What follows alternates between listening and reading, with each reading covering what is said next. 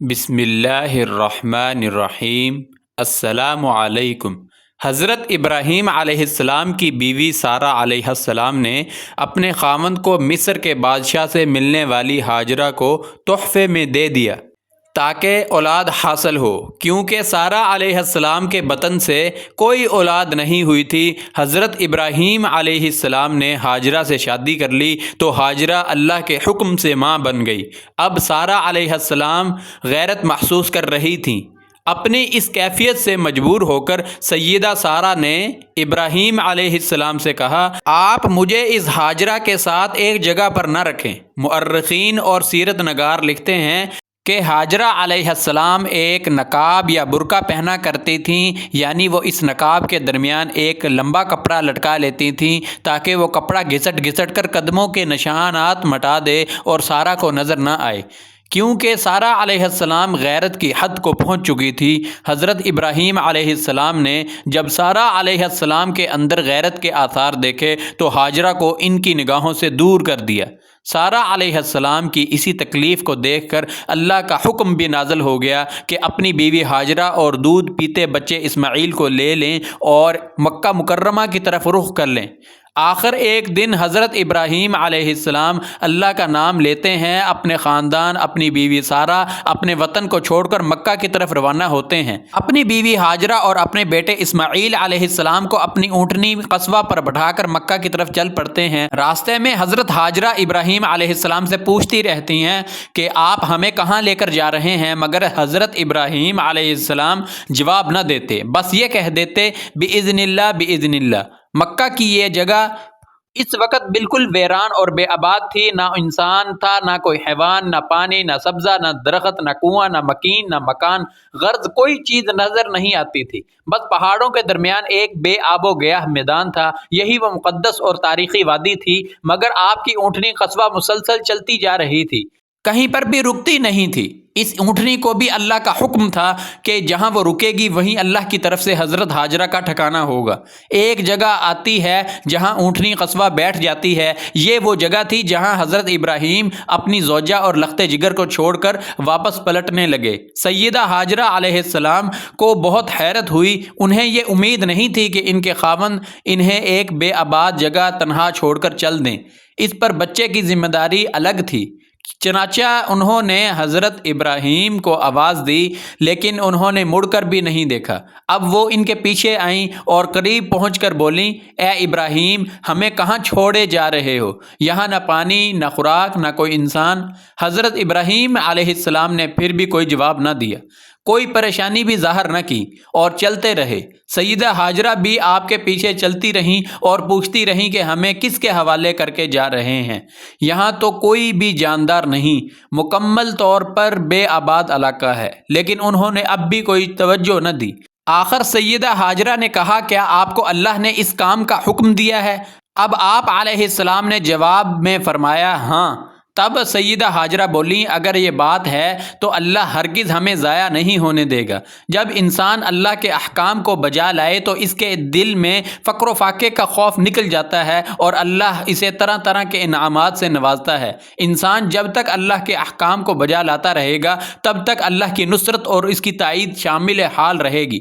چنانچہ جو ہی حضرت ہاجرہ علیہ السلام کو پتہ چلا کہ انہیں تنہا چھوڑ جانا اللہ کے حکم کی بنا پر ہے تو فوراً یقین برے لہجے میں بولیں، تب اللہ ہمیں ضائع نہیں کرے گا۔ یہ کہہ کر وہ اپنے شیر خوار بچے کی طرف پلٹ گئیں۔ آپ علیہ السلام اللہ کی رضا پر بہت خوش تھیں اور سامان سفر سے اپنا اور اپنے بچے کا پیٹ پالتی رہیں، مگر خوراک اور پانی چند دن میں ختم ہو گئے، پانی کا ایک قطرہ پاس نہ رہا۔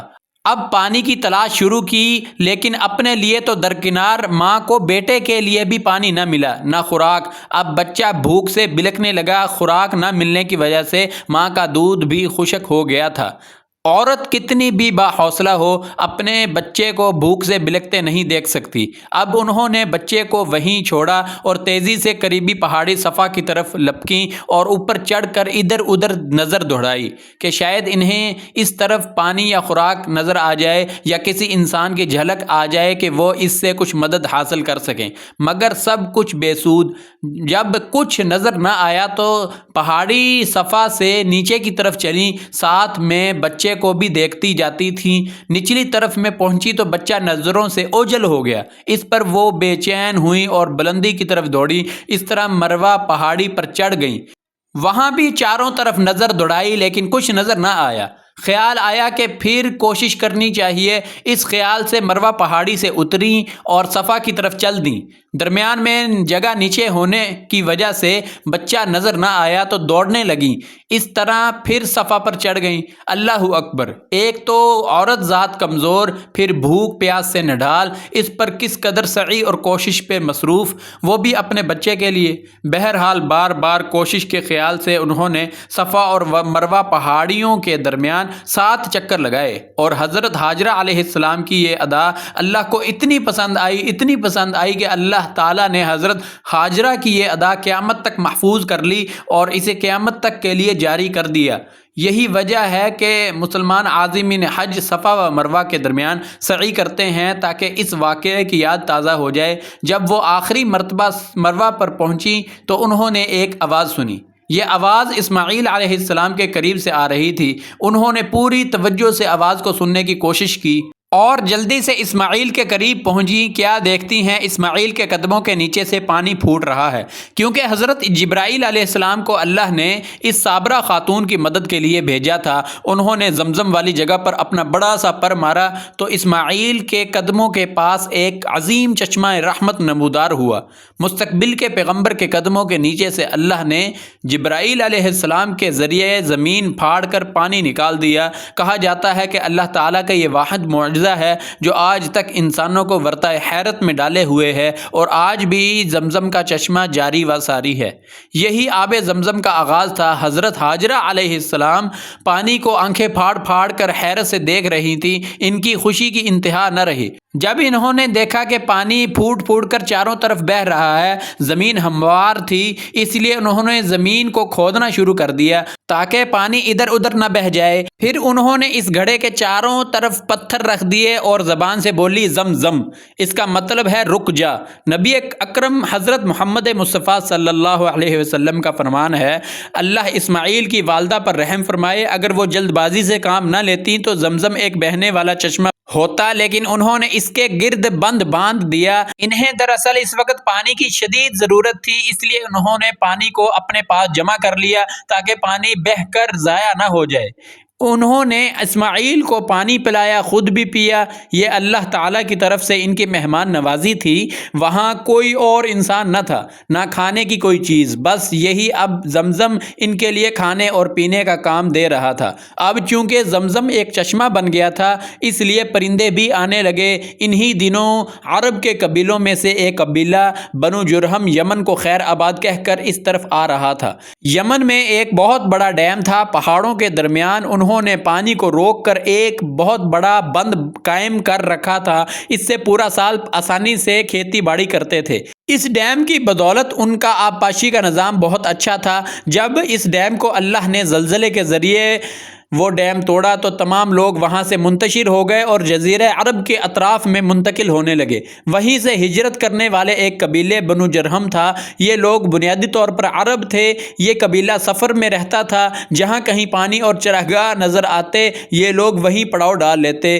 جب وہاں خوراک ختم ہو جاتی تو آگے سفر شروع کر دیتے۔ چونکہ وہ بہت بڑے تاجر تھے، اس بنا پر ان راستوں سے خوب واقف تھے۔ انہیں چشموں کا خوب علم تھا۔ ملک شام کی طرف بھی ان کی آمد و رفت تھی۔ یہ قبیلہ بنو جرہم مکہ کے قریب پہنچا تو فضا میں پرندوں کو منڈلاتے پایا۔ یہ لوگ کہنے لگے کہ ان پرندوں کی موجودگی میں ضرور کوئی راز ہے۔ اب انہوں نے کچھ آدمی اس کی طرف بھیجے۔ یہ لوگ جلد ہی چشمے تک پہنچ گئے۔ انہوں نے وہاں ایک عورت اور اس کے بچے کو پایا۔ پھر وہ لوگ ان کے پاس آئے، وہاں پڑاؤ ڈالنے کی اجازت مانگی۔ سیدہ حاجرہ نے فرمایا ٹھیک ہے، لیکن شرط یہ ہے کہ تمہیں اجرت ادا کرنا ہوگی۔ ان کے لیے یہ سستا سودا تھا۔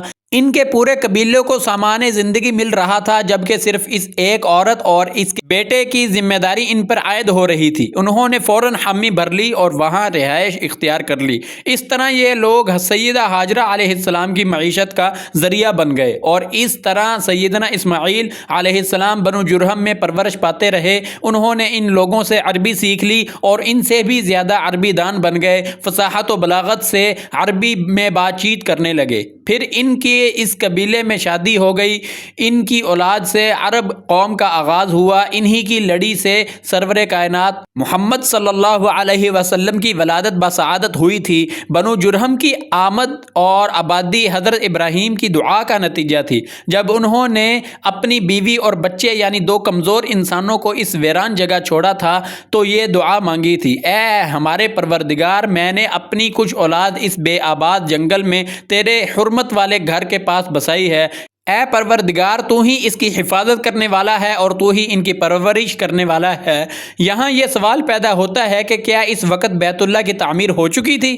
درست بات یہ ہے کہ اس وقت خانہ کعبہ کی تعمیر نہیں ہوئی تھی۔ پھر سوال پیدا ہوتا ہے کہ کیا حضرت ابراہیم علیہ السلام کے زمانے سے پہلے اس کی تعمیر ہو چکی تھی یا صرف جگہ ہی معروف تھی؟ اس بارے میں 2 قسم کی روایات ہیں۔ بعض میں آتا ہے کہ صرف اس کی جگہ معروف تھی، اور بعض میں ہے کہ حضرت ابراہیم علیہ السلام سے پہلے شیث علیہ السلام نے اس کو تعمیر کیا تھا اور وہ گردش ایام کے ساتھ ساتھ منہدم ہو کر ختم ہو گیا، لیکن بہرحال اس کی جگہ معلوم تھی اور وہی پہلا گھر تھا۔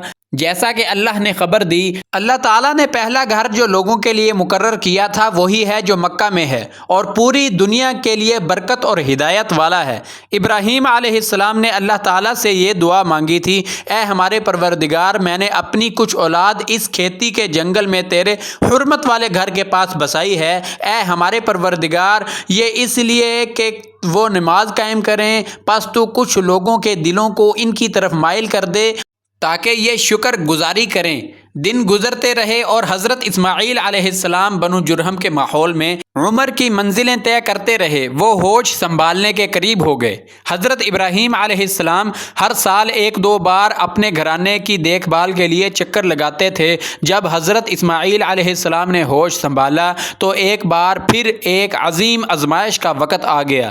ہوا یوں کہ ایک مرتبہ حضرت ابراہیم علیہ السلام مکہ تشریف لائے، ایک جگہ آرام کے لیے بیٹھے کہ نیند کی وادی میں پہنچ گئے۔ نیند میں انہوں نے خواب میں ایک بھیانک منظر دیکھا کہ وہ اپنے لخت جگر حضرت اسماعیل علیہ السلام کو اپنے ہاتھ سے ذبح کر رہے ہیں۔ جیسے ہی منظر مکمل ہوا تو ساتھ ہی ان کی آنکھ کھل گئی۔ انہوں نے اس خواب کی کیا تعبیر کی؟ کیا آپ علیہ السلام نے اس خواب کو پورا کیا یا نہیں؟